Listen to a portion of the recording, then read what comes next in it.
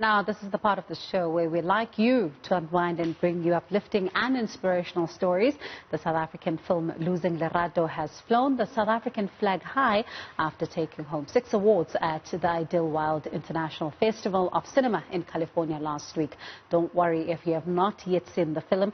You know we have a snippet on standby just for you.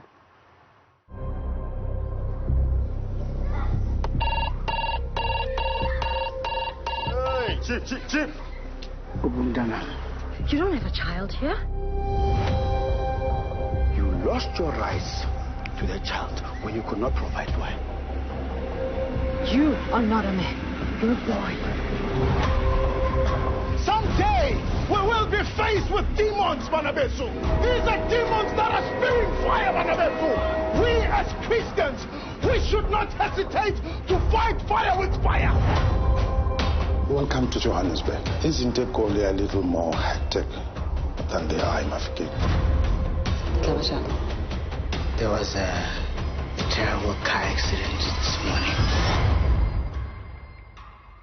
So I'm here to take Lerato home. Out there, there's like bad people, and they might steal you from me. There's a man on this bus who's kidnapped a little girl. Will you protect me? With everything that I have. That's fine enough. You want to come out alive? I'm the only hope you have. We have you surrounded. Tell me, what are you doing? I don't want to hurt anyone. Then why are you doing this? Because I know what it's like to grow up without a father. And I couldn't and I won't allow that to happen for Umdwana. Well, Kagiso, producer and actor in that film, is here with us in studio. You're here to take Lerato home. Did you feel like that when you went for the awards? Did you feel like, I'm here to take these awards home? No.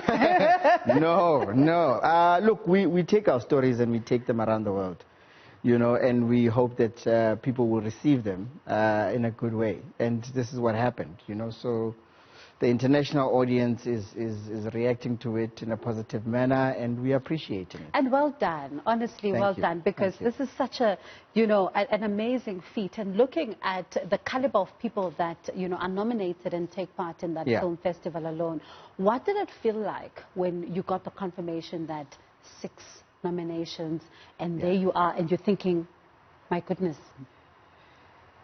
You work hard, you know. I always say, your work must speak for itself, and I think that's what we've been doing. You know, we're allowing the work to speak for ourselves. We're staying away from industry politics. You know, we're just focusing on what we need to do. I mean, we got to California, and we only had 1 screening that was meant for the Tuesday, and after that screening, they gave us more screenings because of the positive, you know, reaction from people, and to be voted festival favorites, then I mean. Wow. That's something else. That's not voted by us. That's voted by filmmakers, Hollywood. That's there, you know, and saying this is the best film for the festival. And you know, let's rewind and talk about what went into making this film and why this particular, you know, narrative that you then decided to choose, because when one watches it, it's an all too familiar story. You know, to say that here's a father just really wanting access. What really made you take that storyline? Look, working with Brothers for Life, you know, you realize, and there's a lot of men who want to be part of their children's lives. You know, there's a lot of men who don't know where to go and how to go about it. And, you know, that's why we have these hashtags, "More Men Are Trash." And I think this film became a voice for a lot of men, you know, where in a society where they are voiceless now. They can't even speak out and speak their own truths, because then there's people waiting on social media. There's feminists also waiting on social media to just shoot them down.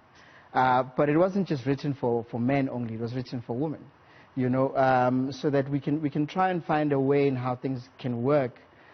You know, for the benefit of our children. So that's why I wrote this film. I wrote this film having to watch my father, my own father, you know, weep like a child, you know, at my grandfather's gravesite, you know, because he didn't get to know him for 65 years. And I mean, my dad passed on when he was 70. So there's just so many issues, and I'm saying that instead of us pointing fingers at each other, let's try and find a solution where we can just talk as a country. And what went into it when you've had to now you've decided on the storyline, now it's time to put it all together? What went into that process? Money. I'm sure lots of it. Lots of it. I mean, I think everybody knows by now that I'm independent, and I've had to, really make huge sacrifices, like selling my property, 20 school fees, to make this film. And here we are. I'm glad. I mean, the house is back. School fees, no many calls that we get from people. Nama bank, we're getting there. But when you then see this international acclaim, does it feel like it was all worth it? It was worth it. It was so worth it. And that's why I say I don't want to get into the politics of it, but just to say that I feel like the Ladysmith Black Mambazo of film now, where you'll be recognized outside and not at home. Whether it makes sense or not, but that's what I'm doing. I'm going out there and I'm letting my work speak for itself, and I'm showing the world what ideas pop into my head when I'm sitting in my living room. And tell me why you chose that particular actress for Lerato? you didn't think I was not going to let you go. I know. It was me fulfilling a dream, and fulfilling a promise. A lot of people don't know that before, when I was looking for funding, I got funding from New York, and they wanted to give me the money and take the story, but they didn't want the actors.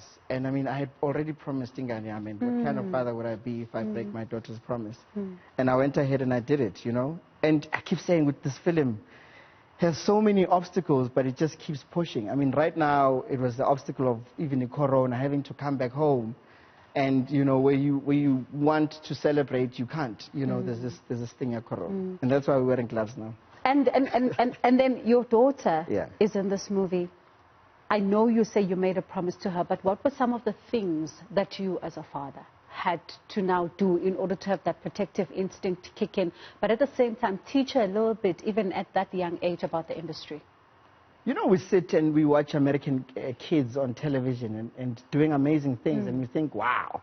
We never tend to show off with our own kids because they're the same age, same DNA, same everything. So for me, it was allowing my child to, to show her that whatever that she sees on American television, those amazing kids, she's also capable of that, And she went out, she did her best, and I mean, now she's at the same level as those American kids. I mean, she actually beat them for these awards, and she's got so many international offers now that I mean, it's just opening doors for her. And how does she feel about that? I'm sure she's excited. She's excited. But so as a parent, I need to kind of, find a way to create that balance, because this industry can be harsh, and we know what child stars, a lot of them don't really survive this industry. So I've got a lot of work cut out for myself. And what's next for you? Ekurhuleni 8. It's a series that I'm writing, and I'm going to be directing it. I'm not going to be acting in it this time. I think, for me, I go for subjects that are really, provocative. So I can't wait to shoot that June, July.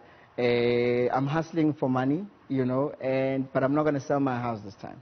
Okay. Yeah. Okay. Okay. Let's hope you won't. I want you to tell, because there's people that probably still want to see Losing Lerato. Yeah. And we're not able to catch it while it was out on circuits and all of that. Where can they watch it now? Look, we were pirated, on YouTube, which is not a nice thing. Yeah. But, I mean, at the end of the day, it is what it is. These are some of the obstacles that we kind of face in this country, where you want it back onto certain platforms, but because you've done your run, there's Konama blocks, man, that, it doesn't happen that way. And those are the things that we're still looking at. So it's going to come to Showmax, it's going to come to obviously DSTV, you know, but that's much later, July. So basically we just have to, you know, for those who haven't seen it, wait a little while longer. But at least those of us who have seen it, we can tell you it was really a beautiful film. Yeah. And well done on that. Thank you very much. And here's to you to breaking more barriers. Yeah. Thank you so much, Kagiso.